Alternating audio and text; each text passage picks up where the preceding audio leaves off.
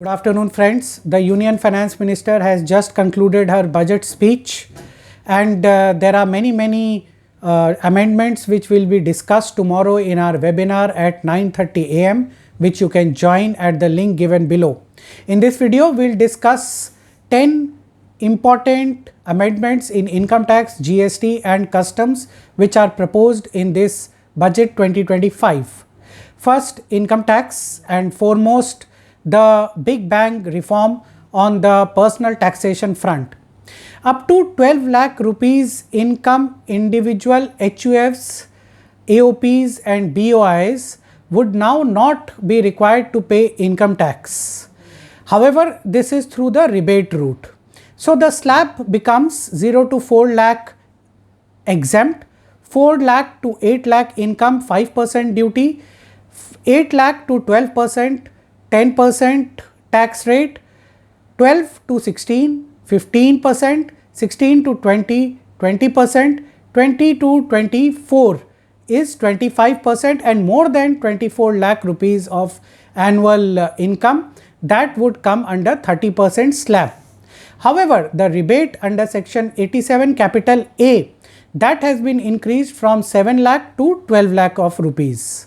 So for those individuals who are earning more than 4 lakh rupees or less than 12 lakh rupees, they have to file their income tax returns and claim a rebate under section 87 capital A, and they would not be required to pay income tax at all.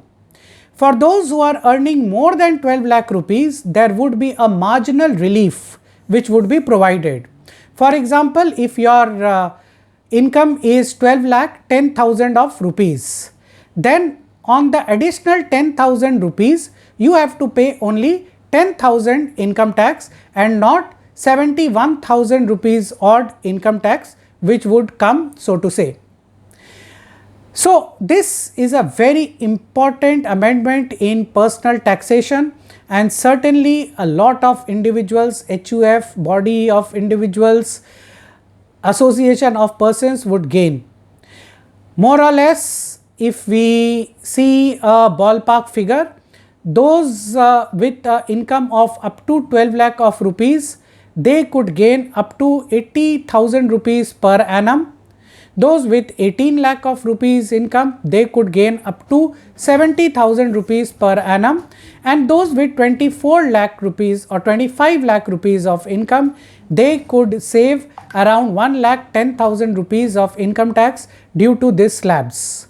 More so, with all of these exemptions, the fiscal deficit has been reduced from 4.8% to a projected 4.4%.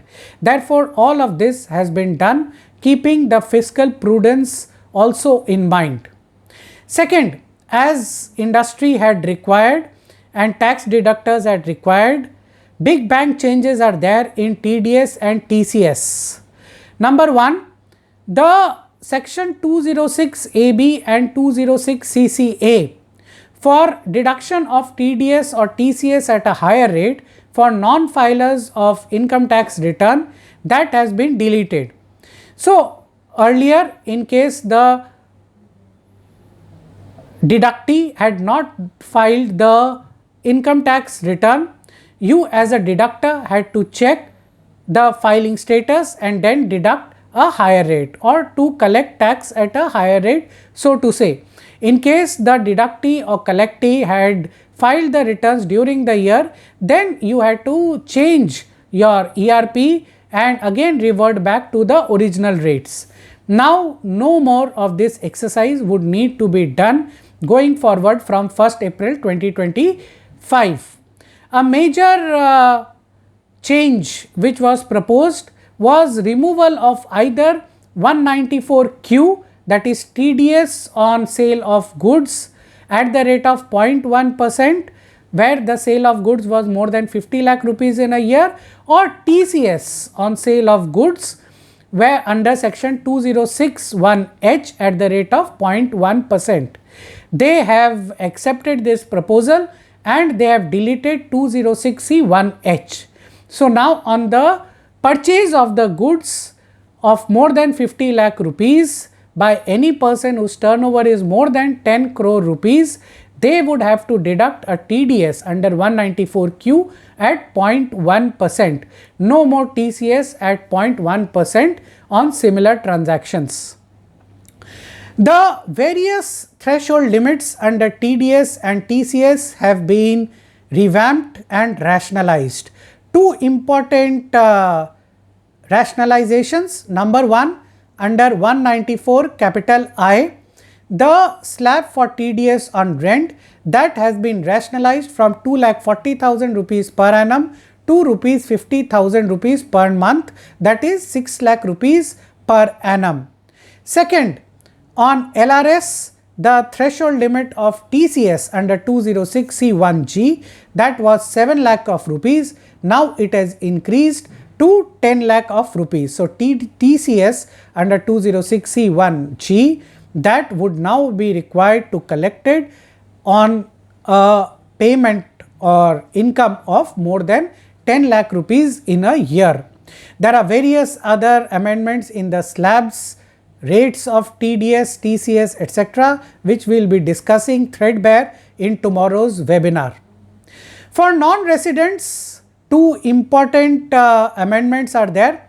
First of all, we all know that foreign companies who were dealing with associated enterprises, they had to go through a transfer pricing audit by the transfer pricing officer almost every year, and every year, by and large, wherever there was a confusion, the TPO would refer the transfer pricing ALP to the concerned officer, and every year the ALP would be determined. Now they have said that ALP could be determined once for 3 years. So for the year under consideration, it would be determined and it would be applicable for 2 more successive years. No more determination of ALP regularly every year. It will be determined once for proceedings of 3 years. Further up, new presumptive taxation, assuming the profit to be 25% for non-residents who are providing services or technology to the technology manufacturers in India. So for example, in case you are a non-resident of foreign company who is providing services or technology to iPhone manufacturers in India, then you can go under presumptive taxation where the income would be presumed to be 25%. This would give certainty to the service providers or technology providers.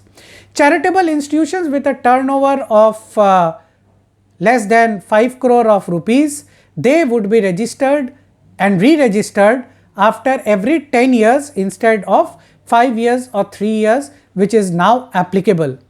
So these are the various amendments in income tax, the major amendments. Tomorrow in the webinar, we will discuss threadbare all amendments.